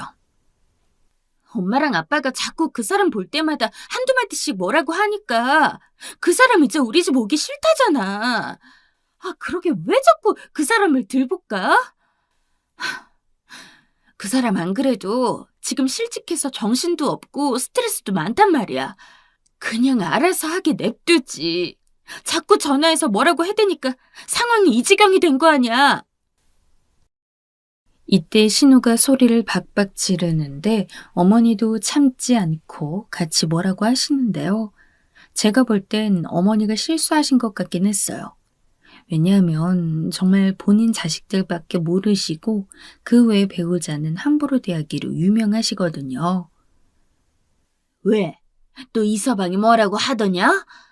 하여간 능력 없는 주제에 입은 대빨 나와가지고 뭔 할 말이 그렇게 많다냐? 니네 아빠랑 내가 틀린 말한 건 없지 뭐. 회사에서 잘려서 그렇게 맴돌면서 저 자식은 내팽겨치니 내가 화가 안 나고 배겨? 이렇게 얘기를 들어보면 당연히 부모님 입장에서 화날 수 있죠. 그런데 이걸 직접 자식의 배우자한테 전화해서 매일매일 들볶는 건 다른 문제잖아요. 신우 혼자 애 둘 챙겨서 운전까지 해가지고 온 걸 보니까 정말 여러모로 신우 남편도 쌓인 게 많아 보이더라고요. 오죽하면 처가의 와이프랑 애들만 보냈나 싶었어요. 그런데 이 무렵에는 시부모님도 평생 이어오던 사업이 잘 안 풀릴 때라서 스트레스가 꽤 많으셨어요. 그러게 이서방 보고 얼른 여기 들어와서 일 좀 같이 하자고 하지. 뭔 놈의 자존심이 그렇게 세가지고 돈도 못 벌면서 손만 빨고 있대. 네 아빠 지금 사업도 어렵고 매출도 확 줄었어. 그럴 때 사위가 와서 좀 도우면 덧나냐? 네 아빠가 사위 월급 정도는 챙겨주지 않겠냐고. 어머니가 이렇게 다그치시건 말건 신우는 완전히 악이 빡빡 올라 대드는데 그 싸움 소리에 우리 애가 놀라서 막 우는데도 멈추질 않더라고요. 나 이제 엄마 집 안 올 거야. 엄마가 정말 자식 생각하고 걱정하면 사위가 어찌 살던지 간에 그냥 놔두는 게 맞는 거라고. 그 사람 엄마 아빠 전화 올 때마다 인상 찌푸리고 장난 아니야. 그 꼴을 내가 봐도 괜찮아, 엄마는? 엄마야 전화하고 끝이지만 나는 집에서 엄마 사위랑 하루 종일 생활한다는 생각 안 해봤어? 여기 오기 전에도 둘이 얼마나 이판사판으로 싸웠는데. 이제 안 올 거야. 이러면서 어머니가 차려놓은 음식도 제대로 먹지 않고 그냥 애들 둘을 마구 끌고 나가버렸어요. 뭐 100번 어머니가 잘못하시긴 했지만 부모 자식 입장에서 볼 때 어머니는 딸내미가 저러고 나가버리면 마음이 안 좋겠죠. 한편으론 다 심은 대로 거두는 생각이 들었고 아무튼 저도 그 안에 있기는 불편했어요. 그런데 또 불똥이 이쪽으로 튀지 뭐예요? 예명진아, 니네 가는 길에 네 동생한테 들러서 이거 전이랑 잡채랑 반찬들, 그리고 육개장이랑 다 갖다 줘라. 에휴, 저거 성질머리가 고약해가지고 지가 뭔 소리를 했는지도 모를 텐데. 가서 이 명절에 배 쫄쫄 굶고 있을 거 아냐. 아니, 두 분이 싸워놓고 왜 그 뒤치다꺼리를 우리가 하는 건지. 그 와중에 우리 애도 컨디션이 나빠서 앙앙 울어대니 남편이 단칼에 자르더라고요. 엄마네랑 명인이랑 뭐가 멀다고 우리를 시켜. 둘이 문제가 생겼으면 둘이 푸세요. 우리도 지금 애기 울고 힘들어해서 집에 얼른 가봐야 돼. 해결할 거면 엄마가 직접 나서던지. 암튼 우리도 볼 일이 있어. 이제 그만 일어나 볼게요. 이렇게 정리해준 덕에 그냥 우리는 빠져나오긴 했고 그 뒤에 어떻게 해결했는지 모르겠지만 그 뒤에 추석, 그 다음에 구정도 신우는 오지 않았어요. 그러다가 자기도 도저히 어쩔 수 없었는지 약호가 확 꺾여서는 나타나게 된 날이 있는데 사실 좋은 계기로 모인 날은 아니었어요. 바로 아버님의 사업이 완전 기울어지게 되면서 문제를 겪게 되었고 그때 정리를 해야 하냐 말아야 하냐 갈림길에 섰기 때문이에요. 안 그래도 이렇게 되기 1, 2년 전부터 계속 불안해하시고 힘들어하셔서 신경성 위염이나 장염도 달고 사셨거든요. 그쯤 되니까 매번 우리 부부 일이며 손주 키우는 것에 딴지를 거시더니 그럴 여유가 없어진 거예요. 어머니도 당장 아버님 사업에 문제가 생기니 여러 가지 빚진 것들도 있고 직원들 월급부터 해서 고민이 많으시더군요. 그런데 이때 아버님이 그간의 피로가 완전 몰아닥치고 충격을 받으셨는지 알아눕게 된 거예요. 이때 작은아버님께서 같이 사업을 도우고 계셨는데 두 분끼리도 트러블이 생겨서 갈라서게 되었고요. 이날 정말 난리도 아니었던 게 우리 부부와 신우네 부부는 아버님이 걱정돼서 온 거지만 작은아버님네 부부도 갑작스럽게 들이닥쳤어요. 그러면서 어머니랑 막 싸우시는데 분위기가 너무 험악하더라고요. 이때 참다 못한 남편이 나서서 말리긴 했는데 진짜 상황이 너무 좋지 않아서 저도 겁이 났었습니다. 작은아버지, 우리 아버지 저렇게 누워 계신데 꼭 오셔서 그렇게 하나하나 따지고 짚고 넘어가셔야겠어요? 아버지가 챙겨주실 건 다 챙겨주셨고 그 부분에 부족함이 있으신 것도 아니잖아요. 그런데 그렇게 패를 갈라서 기존 직원들까지 다 데리고 나가시면서 왜 아직도 아버지한테 불만이 많으신 거예요? 정말 너무하세요, 작은아버지. 막 대들고 난리가 났는데 정말 상황이 묘하게 돌아가는 건 뜬금없는 신우 남편의 등장이었어요. 멀찍이서 지켜보는 듯 하더니 갑작스레 이때 나서서는 작은아버님 편을 드는 게 아니겠어요? 이때 저희 남편과 신우 어머니며 다 눈이 휘둥그레져서 쳐다보았는데 아랑곳 않더라고요. 아이 참, 작은아버님도 할 말이 많으시다는데 꼭 그렇게 우리같이 젊은 사람들이 껴서 될 게 있나? 아버님도 아버님이시지만 같이 사업하면서 동업을 하다 보면 불만이 생길 수밖에 없죠. 형님도 좀 자중하세요. 어른이신데 그렇게 버릇없이 말씀하시면 안 되죠. 뜬금없이 대체 왜 본인이 나서서 혼기질을 하나 싶어 다들 황당해하는데 이후로 신우가 하는 말을 듣고 이해가 갔어요. 그런데 진짜 이건 무슨 돗대기 시장도 아니고 안방에 누워 계시는 아버님은 병을 더 얻는 게 아닌가 싶더라고요. 당신 뭐 하는 거야? 여기서 왜 그런 식으로 말해? 당신 평소에 우리 아빠한테 불만 있는 거 이 기회에 아주 폭죽 터뜨리는 거야? 객관적으로 봐도 우리 아빠가 지금 당하고 저렇게 누워 있는 건데 어떻게 그런 말이 나와? 왜 끼어들어서 난리냐고. 상황 돌아가는 걸 보니까 정말 그 말이 틀린 것 같지 않더라고요. 평소 사위를 무시하는 장인어른에게 오래도록 원망이 있었고 그런 장인어른이 사업이 망해서 저렇게 된 걸 보니까 막상 병문안경 왔지만 안 입고 온 거요. 그러니 평소 그닥 왕래도 없던 작은아버님 편을 저렇게 새삼 들고 있는 거고요. 아무튼 이때 다들 파하고 내보내긴 했지만 남편이나 어머니나 분이 풀리지 않아서 다들 알아눕겠더라고요. 어머니는 본인 시동생 때문에도 뒷목을 잡고 뜻하지 않게 치고 들어온 사위의 배신에 더 기가 막히신 것 같았어요. 이때 탈이 나버린 상황을 수습하려면 그 작은 회사에서 최소 몇 억까지는 메꿔야 했는데 그게 그렇게 쉽지는 않았나 봐요. 여기저기 빚이 돌고 도는 수준에 저희도 자세히 모르지만 아무튼 시부모님은 그걸 당장 메꿀 만한 억대의 돈이 충분치 않으셨던 거죠. 자식인 우리나 신혼애라도 혹시 좀 보태라고 하실까봐 그때 긴장하고 있었지만 그나마 다행인 것은 그런 말은 안 꺼내시더라고요.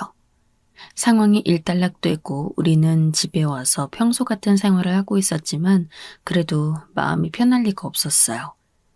남편은 저에게 자기 부모님 얘기를 하는 성격이 아니기 때문에 저도 모른 척했지만 그래도 적잖게 신경 쓰고 있다는 건 감지할 수 있었거든요. 사실 뭐 두 분이 사위에게만 저렇게 함부로 하신 것도 아니고 며느리인 저에게 입히신 상처도 아주 만만치 않아요. 그런데 그걸 지금 꺼내어 들이민다는 건 야비하다는 생각이 들더라고요. 원수라는 표현까진 그래도 아무튼 안 좋은 감정을 갖고 있는 사람이 아파서 쓰러졌는데 뭘 던지는 건 제대로 된 싸움이 아니니까요. 그런데 그렇게 기세등등하고 맨날 혈압 오르는 소리만 일컬으시던 두 분이 이후에 뭐 드릴 게 있어서 찾아갔더니 완전 기가 팍 죽으신 거예요. 어머니는 우리한테 신우와의 연락 여부를 물어보시는 걸 보니 딸과 완전히 단절되신 듯 했어요.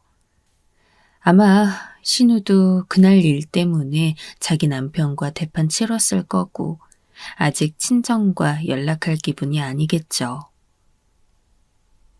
니네 혹시 명희랑 연락해봤냐? 아휴, 내가 문자를 그렇게 보내고 전화를 해대도 연락이 안 된다. 혹시 연락되면 엄마한테 전화 좀 하라고 해주라. 이런 말이 오갈 정도인데 우리가 해도 별 수 있나 싶었어요. 일단은 알겠다고 하고 아버님을 들여다봤는데 맨날 눈을 흘겨가며 예민한 소리만 하시던 분이 옴짝달싹을 못하고 계시더군요. 누워 계시지는 않고 소파에 앉아 계시기는 했지만 진짜 몇 개월 사이 확 늙어버리신 것 같았어요. 고생을 너무 하셔서 그러겠지만 말이에요. 보다 못한 남편이 몇 마디 걸었는데도 상황은 더 나빠진 듯 했고요. 뭘 묻고 그러냐? 할 말 없으니 니들 볼일 봤으면 가라. 아주 골 아파 죽겠다. 사실 저는 아버님이 시아버지로서는 얄미운 부분이 있긴 했지만 이렇게 보면 또 안 됐다는 생각이 드는 게 믿고 같이 굵직하게 나눠서 일했던 동생으로부터 배신에 원망에 거기다가 본인 잘못도 있긴 하지만 아무튼 그렇게 무시했던 사위까지 등에 칼을 꽂은 셈이었으니까요.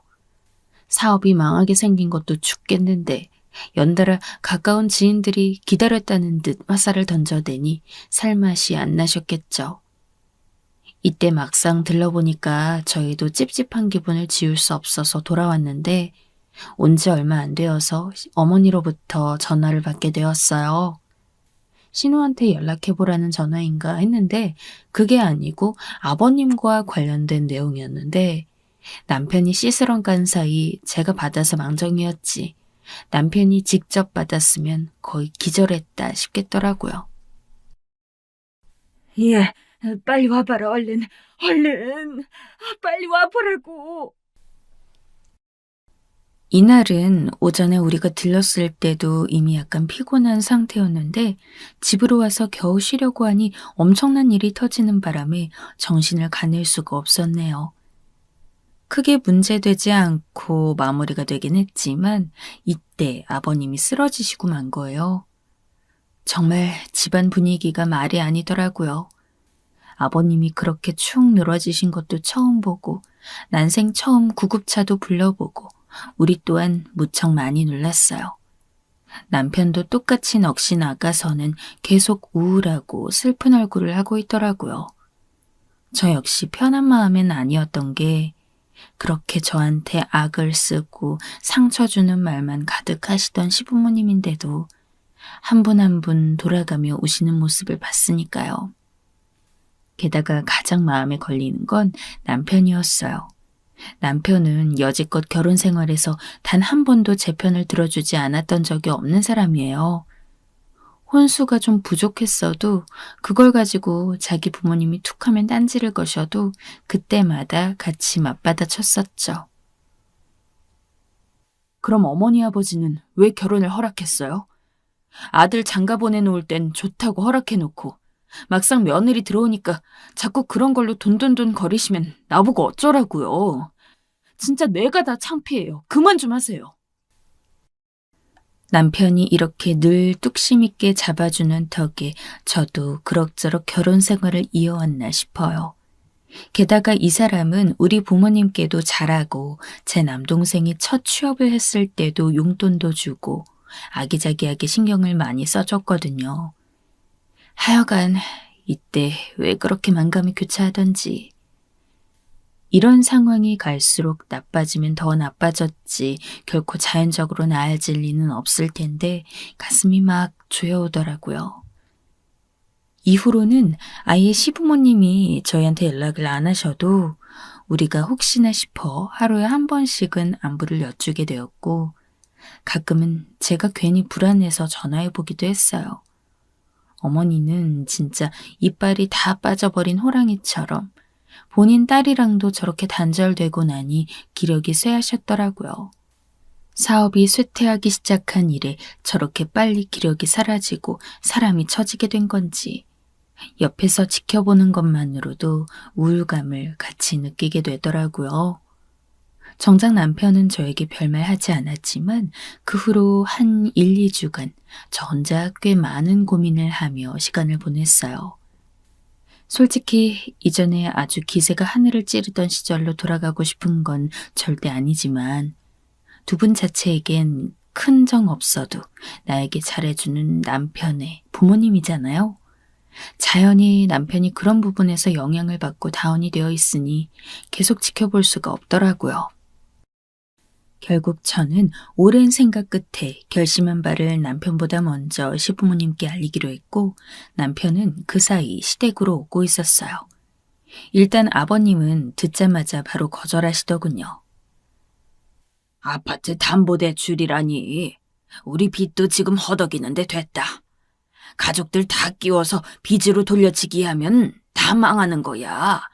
뭔 4억씩이나 받아가지고 주겠다는 거야. 에휴. 이는 신경 꺼라. 저는 이때 바로 계속 결심했으니 우리가 드리는 것 받아주시라고 옥신각신하는 사이 어머니도 껴서 그 돈을 나중에 어떻게 감당하냐며 말이 길어지고 있는데요. 그 사이에 남편이 왔어요. 남편은 전혀 못 들은 상황에서 이 흐름을 보더니 저보고 제정신이냐고 하더라고요. 수연아, 무슨 말이야? 너 무슨 일을 나한테 상의도 안 하고 그렇게 말을 해? 대출이라니. 아니, 일단 머리 아프다. 왜 그러는 거야 진짜. 나한테 묻지도 않고. 저 역시 이런 흐름으로 가면 죽도 밥도 안 될 것 같아서 딱 잘라 말을 정리했는데요. 저도 어디서 그런 배포가 나왔는지 모르겠어요. 이왕 결심한 거 밀어붙여야 하고 어쩌다 보니 두 분이 부담을 좀 덜 느끼시는 쪽으로 얘기가 흘러가게 되었네요. 그래서 내가 당신 오라고 한 거잖아. 같이 알고 있자고. 일단은 어머님, 아버님, 저희도 그 정도까지가 최선이니까 해드리는 거예요. 그냥 받아주세요. 지금 이렇게 두 분이 앓고 누워 계셔봤자 상황은 더 안 좋을 것이고 어차피 저희 남편이 장남이니 나중에 노후에 우리가 해드릴 게 있을 거 아니에요. 그거 선불로 땡겨서 받으신다고 생각해 주세요. 여기까지 말하고 저도 왜 이렇게 말에 모터가 달린 듯 쭉쭉 나가나 싶어 스스로도 좀 황당했어요. 그런데 뒷말을 들으시더니 두 분도 침묵하시더라고요. 아무튼 저희는 그렇게 하려고 해요.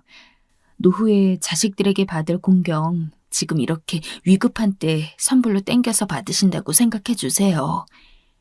나중에 두 분 어디 심하게 아프고 제대로 인식도 못하고 하실 때 그때 가서 자식들이 효도하고 해봤자 얼마나 기억이 남겠어요. 그것보다 한창 치열한 삶을 살고 계실 때 제대로 받아보시는 게 낫죠. 그러니까 미리 받는 셈 쳐주세요. 네? 이렇게 말하다 보니 전반적으로 분위기가 착 가라앉았고 결국 그 자리에 있는 넷 다 아무리 생각해봐도 결론은 하나로 모여지긴 했어요. 방법이 있다면 그거라도 땡겨서 지금 걸 어떻게든 막아봐야지. 안 그러면 정말 다 죽을 수도 있겠다. 이런 거죠. 저도 마냥 착한 마음만 갖고 한 건 아니에요. 두 분이 저렇게 내려앉으셔서 힘들어 하시면 결국 두 분을 모시게 되는 방향으로 갈 수도 있고, 그러니 착한 마음은커녕 어떤 부분에선 저도 약았다고 보일 수 있겠죠. 그런 상황을 빨리 맞느니 저희가 할 수 있는 선에서라도 무리를 해서 두 분이 알아서 일으켜 세우고 지내실 수 있게 지원을 해드리는 게 맞다고 봤어요. 그러니까 저로서도 사실 두 분을 배려한다는 생각보다는 철저히 내 자신을 위해서 이렇게 하는 거다 싶었죠. 남편에게도 당당하게 이런 의견을 표했고 남편도 그 덕에 한결 부담이 꺾였는지 일은 순조롭게 진행되었답니다. 사실 아버님은 여기저기서 쭉쭉 딴지를 걸고 넘어지고 배신당하고 있는 판국에 어디서 이런 돈이라도 나와서 메꿀 수 있을 거란 기대를 전혀 못 하셨나 봐요. 그나마 막을 수 있는 틈이라고 생각하셨는지 마냥 처져 있던 때와는 달리 움직이시면서 다시 가닥을 잡아가시더라고요. 그렇게 해서 다시 일어나기에도 사실 몇 주 시간이 걸리긴 했어요. 건강이 너무 최악인 상태였고 어머니도 화병을 앓다 못해 대상포진까지 터지셔서 힘들어 하셨고요. 이렇게까지 상황이 가고 있는데도 연락 한 번 없는 신우도 너무하다 싶어 제가 연락을 했는데 너무 후회스럽더라고요. 좋은 말 들을 걸 기대한 건 아니지만 되게 짜증이 났어요. 뭐 그건 언니네가 잘했네. 아빠도 잘 찾아보면 그렇게 돈 나올 구석이 있는데 뭐 그렇게 야단을 부리고 생쇼를 다 했대요. 언니네도 진작 좀 생각을 하지.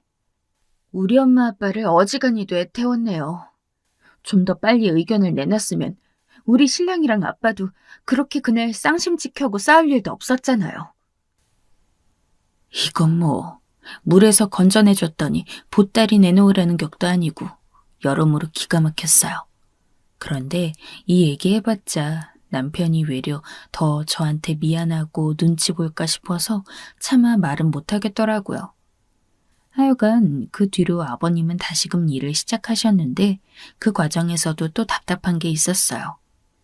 그렇게 지인들, 심지어 가족들한테 당하셔놓고 다시 기반을 닦는데 또 지인을 끌어들이신 거예요. 이번에는 어머니의 남동생, 그러니까 처남과 같이 해서 일어날 생각을 하시더라고요. 우리 남편 보고도 직장 퇴근 후 저녁 때 와서 같이 하자고 하시고 이때 새삼 또 열불이 났어요. 아니, 아버님은 그렇게 측근한테 당해놓으시고 대체 나 진짜 이해가 안 가. 왜 그러시는 거야 대체? 그 말에 남편은 눈치를 또 슬금슬금 보더니 자기가 더 잘하겠다고 하면서 결국 꾸역꾸역 아버님을 도와드리러 나가더라고요. 이때 저도 사람인지라 솔직히 아버님한테 담보대출로 보태드린 것에 대해서 조금씩 후회가 되기도 했어요. 딱 돈만 건네드리고 말 생각이었는데 외려 그 사업을 다시 되살리기 위해서 남편이 뛰어들어 집에 머무는 시간이 확 줄어버렸거든요. 저도 한창 말썽 부리는 남자아이 키우느라 힘든데 남편은 아버님 사업 때문에 본인 직장에 출근했다가 저녁에는 아버님 사업지로 또 출근을 해야 했어요.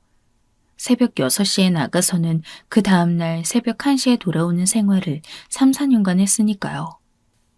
이때 몸이 너무 힘들어서 그런지 남편은 잠깐 집에 와서도 잠을 잘 못 자고 일이 고되고 스트레스가 많아서인지 한겨울에도 자다가 땀으로 범벅이 되고 또 몸을 엄청 긁더라고요. 거의 투잡을 하는 셈이었고 이때 아버님 일을 도와드리는 건 초기 1, 2년간은 거의 보수도 못 받았어요. 2년차 되고 3년차로 접어들 무렵 아버님도 겨우 본인 아들 보수를 주실 상황이 된 거고요. 이런 와중에 명절에 잠깐 만난 신우는 계속 빈정대면서 당연히 아빠 일이니까 본인 오빠와 새언니가 도와야 한다는 투로 말하고 자기 남편은 데려오지도 않더라고요. 우리 남편은 그냥 놔두고 왔어요. 와봤자 싸우긴 할 거고 이제 이 집에선 완전히 원수됐는데 뭐 어쩌겠어. 일시당초 엄마 아빠가 워낙에 내외했으니 감당하셔야지. 뭐 신우 입장이야 이해는 가는데 너무 남 얘기처럼 말하고 또 집에 와서는 반찬이며 이것저것 잔뜩 가져가는데 그런 부분이 좀 얄미웠어요. 아무튼 이때 저도 이런 신우를 보면서 되게 힘이 빠지기도 하고 내가 뭐하러 이런 생고생을 자처했는가 싶었죠. 그런데 이 시기가 분명 힘들기도 하고 진이 빠지기도 했지만 분명한 것은 이런 때가 그렇게 길지는 않았다는 거예요. 그리고 우리가 힘들게 대출을 받아서 감당하느라 서로 지쳐있던 때도 있었지만 그게 결코 우리를 배신하지 않고 돌아왔다는 사실에 매우 놀라고 있는 요즘이에요. 바로 아버님의 사업이 점차적으로 자리를 잡고 다시 재기하실 때 저 역시도 불안했지만 어느새 이런 부분들이 아주 많이 보완이 된 거예요. 그러다 보니 본격적으로 작년 10월부터 우리 남편은 그간 다니던 회사를 정리하고 아버님 쪽으로 완전히 기울어 넘어오게 되었어요. 그쪽 회사와 아버님 회사를 같이 다니면서 벌던 것 이상으로 보수를 약속받고 오게 된 거예요. 사실 코로나 시기를 겪으면서 한 번 더 출렁이듯 멀미를 겪긴 했지만 그때 남편이 발빠르게 마케팅도 하고 저도 같이 협조를 했었어요. 애 키우느라 바쁜데 어린이집 보내놓고 저도 낮에는 같이 나가 있기도 하고 기존에 제가 알아두었던 지역 협동조합 업체들이랑도 조금씩 다리 역할을 했었거든요. 그러다 보니 기존의 재정 상태로 돌아옴과 더불어 이전보다 아주 조금 더 여유가 생긴 거예요. 그렇게 해서 아예 한 분야를 맡아서 남편이 진행하게 되었고 이제는 제 도움도 필요로 하는지라 저도 올해 1월부터 함께 돕게 되었어요. 그간 코로나 터지고 말도 많아서 아이를 학교에 보내느라 정신이 없기도 했지만 따져보니 이쪽 일을 돕는데 재택근무도 가능하고 저에게도 나쁘지 않은 근무 조건이더라고요. 어머님이나 아버님이나 성향적인 부분에서는 뭐 달라진 건 없겠지만 한창 사업이 어려워서 힘든 때를 지나고 나니 저에게 조금은 태도가 순해지신 것 같아요. 뭐 여전히 할 말을 하고 사시는 분들이기는 하나 어쩌면 제가 변했을지도 모르겠네요. 어지간해선 두 분이 뭐라 하시든 애를 키우는 부분이나 회사 일을 돕는 부분에서 잔소리를 하셔도 흘려듣는 편이에요. 그것도 그런 게 초등아이 돌보고 직장 일도 같이 하고 집안 살림도 하고 아무튼 여간 정신없는 게 아니잖아요. 그렇게 바쁘게 살다 보니 한 가지 좋은 점은 어지간한 소리는 흘려듣게 되었다는 거예요. 그것까지 신경 쓰다 보면 머리가 도저히 감당이 안 되거든요. 그래서 저도 제 또래 다른 엄마들에 비해서 아이 학교는 학교대로 챙기고 근무는 근무대로 하면서 돈을 벌고 있으니 이 부분이 나름 신기할 따름이에요. 남편도 기존 연봉보다 2배 이상으로 오른 셈이고 아버님이 하시는 사업 형태가 장기적으로 크게 영향을 받지 않는 쪽이긴 하거든요. 원래는 본인 사위가 비슷한 일을 했기 때문에 전혀 다른 길목에 있는 우리 남편보단 사위에게 물려주실 생각도 하셨는데요. 저렇게 틀어지고 나니 이제 그건 물 건너간 셈이죠. 우리도 당시 나름 어렵게 부모님을 돕긴 했지만 그 결과가 수년이 지나서 저희에게 이런 식으로 돌아오게 될 줄은 몰랐어요. 아버님 사업은 우리 남편에게 물려지는 쪽으로 얘기는 이미 작년에 끝났고요. 이 부분에서 연말부터 신호와 말이 나오고 있는 관계로 이게 좀 골치가 아플 뿐이에요. 아빠, 어떻게 아빠 딸을 놔두고 그렇게 오빠랑 언니네만 쓱 물려줄 수가 있어? 사위랑 그렇게 틀어진 건 어디까지나 다 아빠 잘못 아니야. 평소에 아빠가 이 사람을 무시했잖아. 그럼 좀 잘 달래서 데리고 같이 잘 지내볼 생각을 해야지. 아무리 오빠네가 돈도 대주고 했다지만 그럼 나는 돈 없어서 못 보탰다고 자식 취급도 안 하는 거야? 난 자식도 아니냐고. 이런 흐름으로 하루가 멀다 하고 아버님이나 어머니한테 전화해서 그렇게 생떼를 쓰나 본데 얼핏 전해 듣고 저도 어이가 없더라고요. 남편은 우리가 신경 쓸 일 아니라고 우리 일이나 집중하자고 해서 그러기로 했지만요. 진짜 봐도 신우는 정말 답이 없는 것 같아요.